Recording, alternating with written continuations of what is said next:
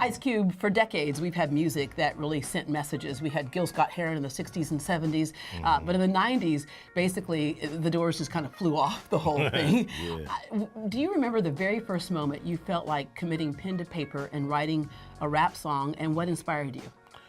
Oh man, I wrote my first rap. I was in the 9th grade, and I was in class, and I had finished my work, and me and another guy named Kiddo, we both finished early.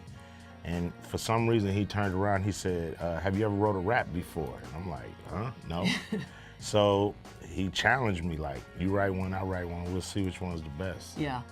Mine was the best. Yours is the best. Were you inspired by things in your own life or just things in general that you saw happening in the country?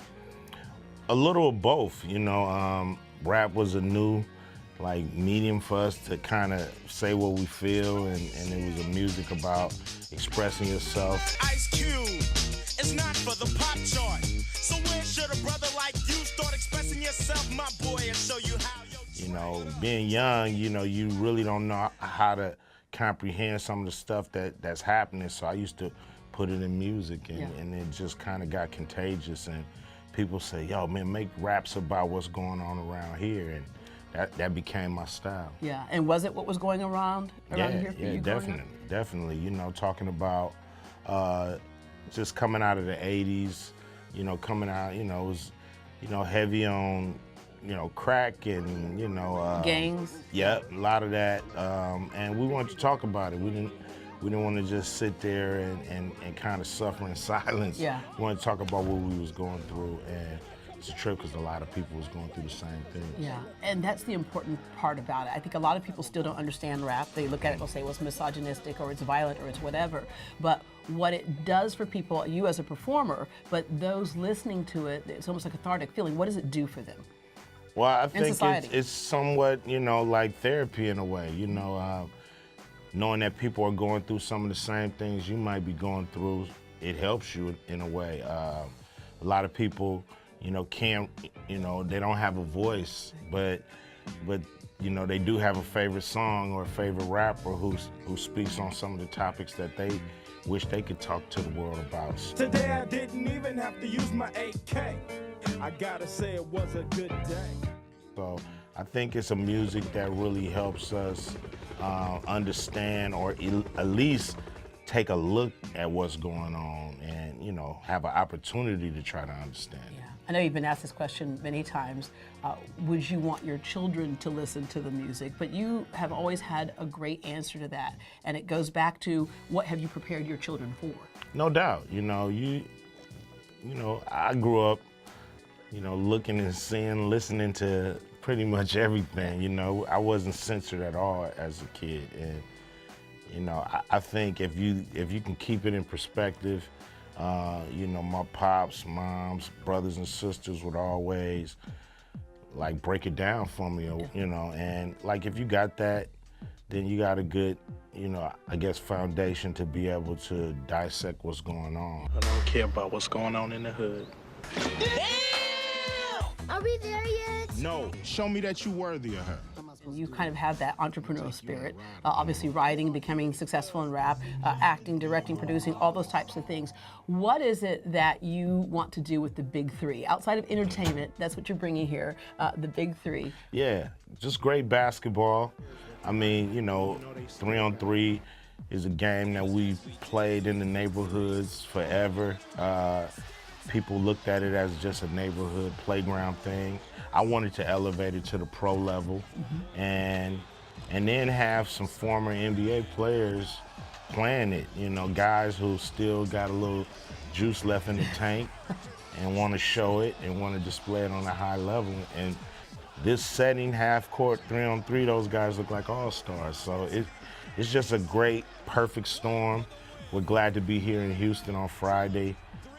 You know, Houston was definitely one of our spots that we wanted to hit this year. We believe Houston deserves the Big Three because Houston has been tough, man. There's been a lot going on around this city, you know, for the last, you know, year, 16 months. So we wanted to bring some joy to Houston, make sure that we have fun, and kick it off here. you say just great basketball, but you know, a lot of kids will say, when I grow up, I want to be, right? Whether it's a rapper, whether it's a basketball player, and people always say it's not going to happen. You know, the odds are against you. But just going through the process of being creative or being athletic, there's value to that. No doubt. I mean, I think, you know, if you're creative, you're doing something creative, you're never poor. You know, so it's really all about, you know, showing who you are, showing your talent. You never know where it can lead you. You look, I wrote a rap in the 9th grade, and look where I am. You know, I didn't know that. I had no idea. I just kept going. It was something creative to do.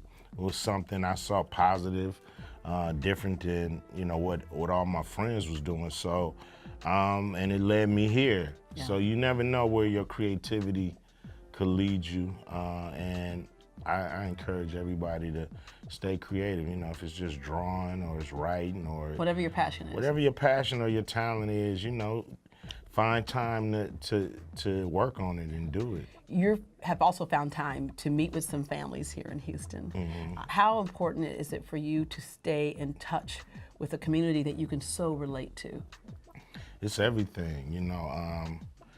People look at me for music and movies, and you know, look at me as a hero. But I look at people who, you know, single mothers who have to get up every day and be the mother and the father. You know, single mothers have turned into the backbone of this country. So those are my heroes, and I want to be able to let them know that, and let them know that, you know, I do still pay attention to what's going on with the needs of our community, and we here to give a little back to them, and hopefully we can give them some free tickets and come out and enjoy the basketball game. All right.